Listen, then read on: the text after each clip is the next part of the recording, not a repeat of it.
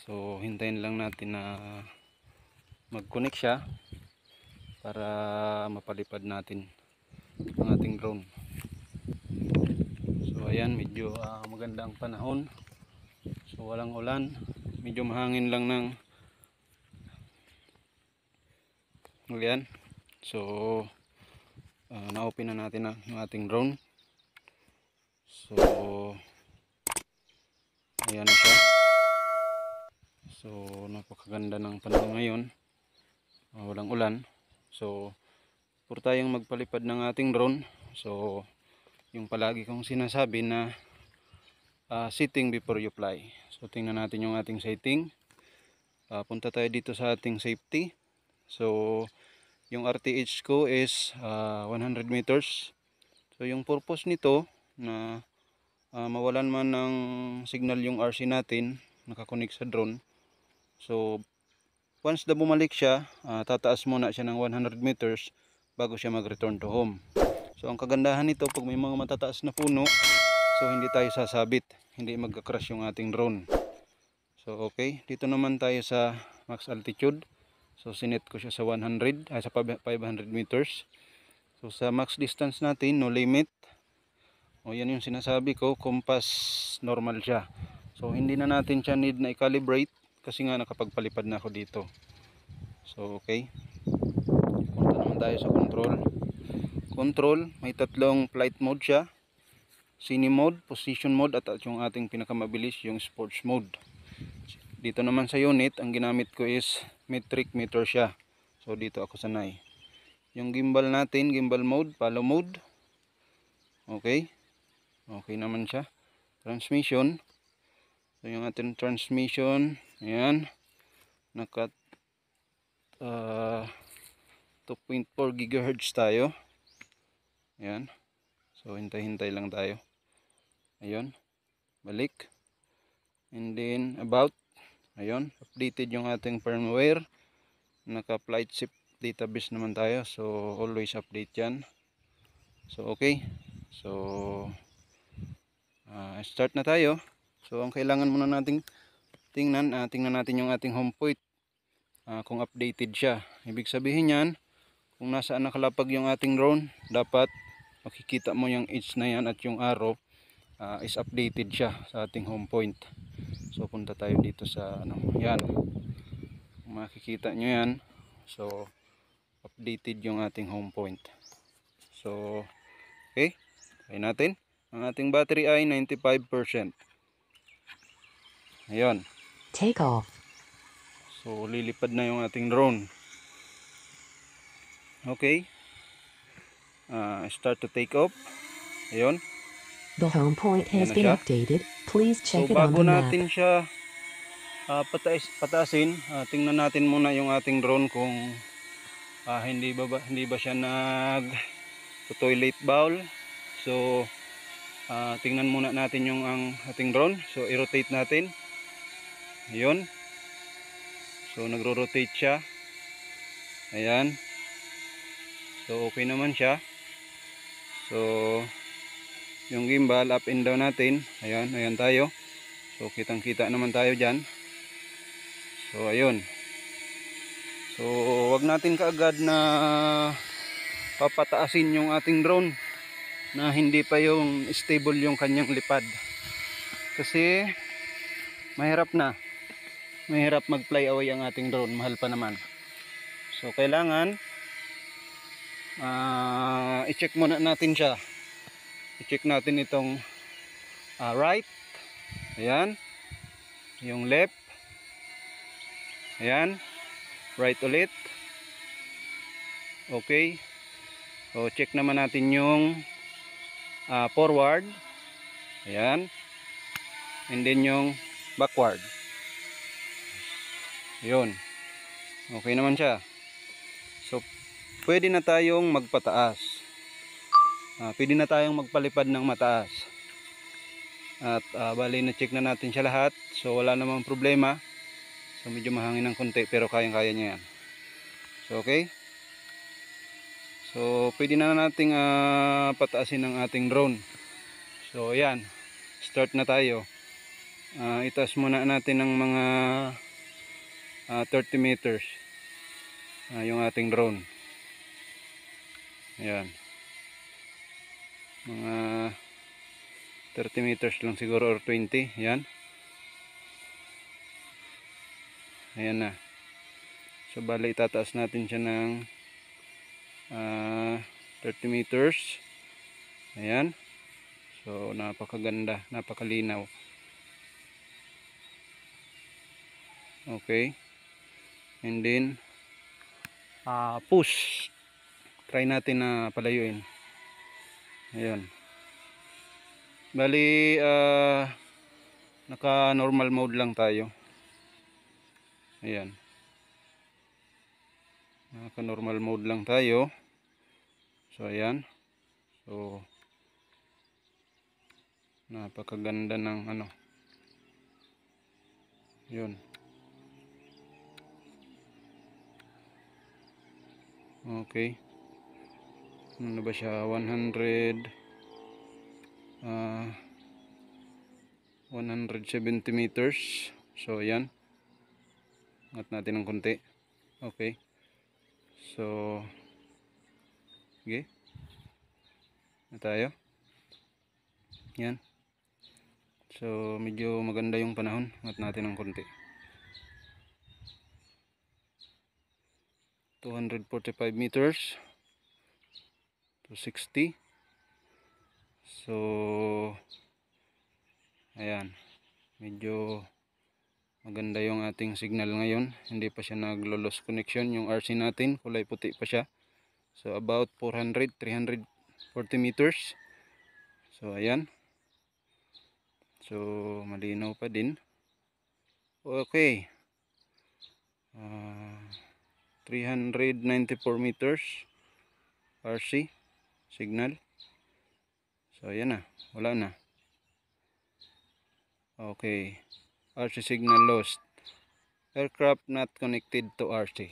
Okay, so 400 meters yung ating RC. So not connected na siya sa ating RC. So hintayin natin na mag-return to home siya. So take note sa Go may home. mga DJI, once na mag aircraft not connected, wag nyong pipindutin yung return to home, or wag nyong i-disconnect yung cellphone, kasi ayan, tingnan nyo, nag automatic return to home siya. So wag kayong ma-worries na hindi siya babalik, kasi yung ating DJI Mini C ay napakabait. So automatic siyang nagre-return to home. So yung ating battery 77%.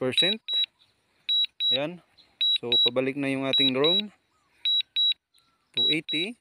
Ayan, so yan yung sinasabi ko na wag nyong wag kayong mataranta, kasi yung ating drone napakabait. Sabi ko nga, napakabait niyan. So babalik yan at babalik. So ayun, so naka data pala tayo. Ayan, yung sabi ko sa inyo, babalik siya. So kung napansin nyo, andito na siya sa mismong Landing. tapat natin. So yung sinabi ko kanina, nakasit siya sa 100 meters yung ating RTH. Before siya babalik, aangat siya ng 100 meters pabalik. So ayan na, kung titingnan nyo. So okay, ika-cancel ko yung kanyang return to home. Okay, bali kinancel ko yung return to home niya. So siguro hanap tayo ng iba, ng medyo magandang ano niya, kukunan ng ano niya, aerial footage. Siguro dito tayo. Ayan, tingnan natin dyan, i-down natin ang gimbal ng ating, siguro dito tayo sa 0.3. Ayan, medyo maliwanag ng konti siya. Ayan. So okay, so angat natin ang mga 40. So yung ating battery is 70%, goods pa din siya. So okay. So since na pagpalipad natin na naka normal mode tayo, ibig sabihin yung P positioning mode, i-try natin sa ating cine mode. Yun, naka cine mode tayo. So okay, start tayo. Hinti lang. Yan, cine mode. So okay, move. Hop, angat pala siya. Sorry. Okay, move. Ayun. So kung makikita nyo, naka cine mode siya, yung kanyang lipad is mabagal kasi kung titingnan nyo yung kanyang lipad, so iangat natin para makita natin yung buong niya. So ayan, so napaka cine mode nya talaga. Ayan, so dito tayo sa labas. Ayun, so okay, ang ganda. Ito pala yung cine mode na sinasabi. So mamaya pagpabalik, i-try naman natin yung ating sports mode. So kung gaano kabilis. Yan, 4 second per meters yung kanyang takbo sa ating cine mode. Yan yung kanyang kabilis sa per second nya. Okay, signal RC, adjust antenna. So wala naman tayong i-adjust. So 200. Ayan, about 300 meters. So okay, so wake adjust antenna. So hintayin natin na magano siya, lost connection. So okay, siguro ibalik na natin. So iano natin, mag tayo, manual return home. So all goods pa din siya. So pag tayong manual return home natin, ibaba natin yung ating gimbal para makita yung ilalim. Yun. Yan. So balik tayo dito kasi medyo nakatabunan ng signal. So medyo siya, naglo-lows. Okay, huwag nating pilitin. RC not connected. Babalik siya.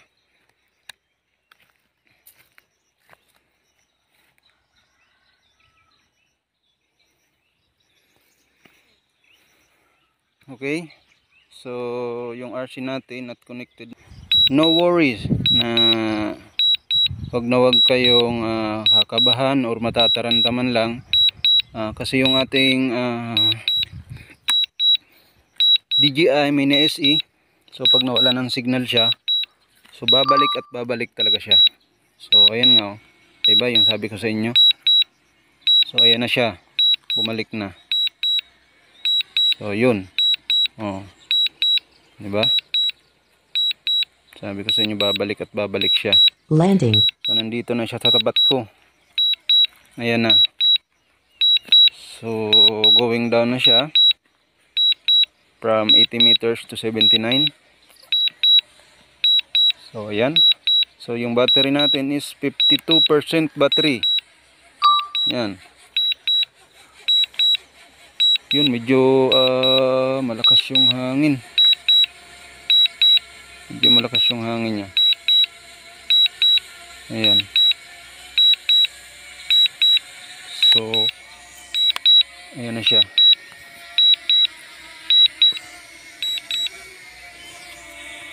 So i-down muna natin, down.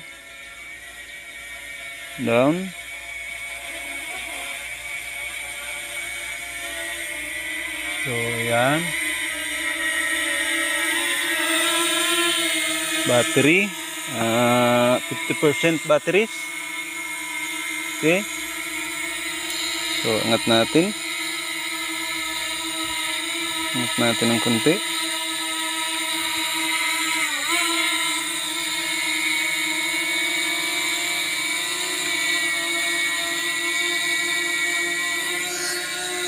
Okay. Yan. Naka-cine mode talaga siya. So okay. So bali nilalabanan niya yung kanyang gimbal. So dito tayo. Yan. So bali dyan. Tingnan natin.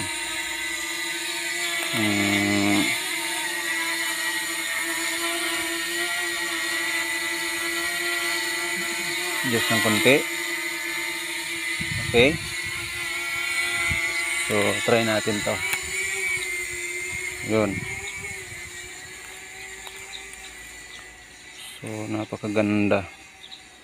Yan yung sinasabi na back.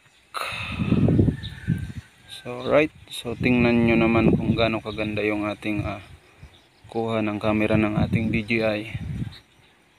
So ayan. So napakalinaw. Okay, 100 meters. So yun.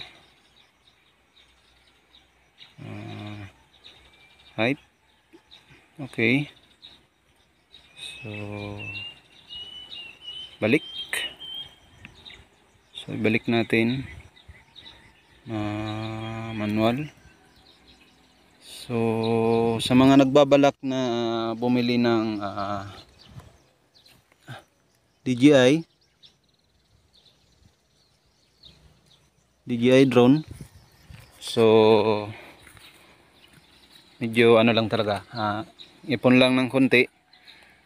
So para sa akin, kung bibili kayo ng drones, so dito na kayo sa DJI kasi subok talaga siya. So maganda yung quality ng drone, maganda yung camera. So ito yung nire-recommend ko para sa mga bibili ng drone. So andyan na siya sa tapat ko. May battery pa tayo ng 38%. So sabanti natin ng konti. And then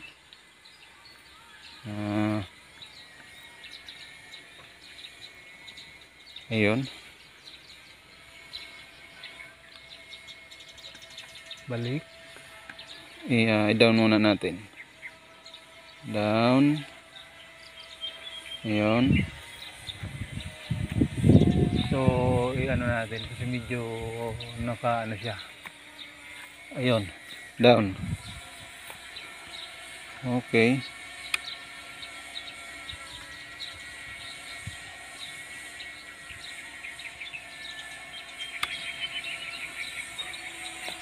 Naka-cine mode. Yan yung kanyang lipad. Talagang napaka-smooth. So nice. Very good. 34% pa yung ating battery. So ayan. So medyo backward natin ng konti. Backward. Okay. Tapat. Nasa tapat ko na siya. So down natin ng konti ang kanyang camera.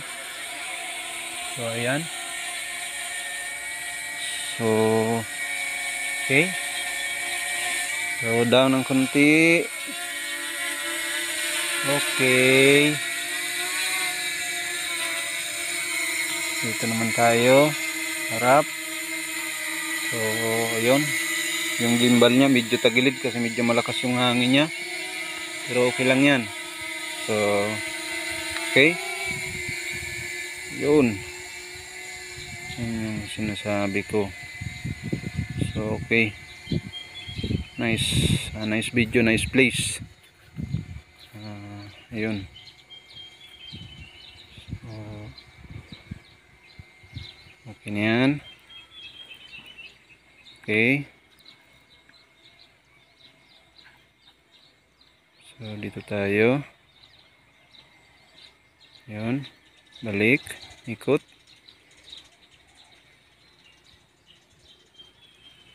Okay.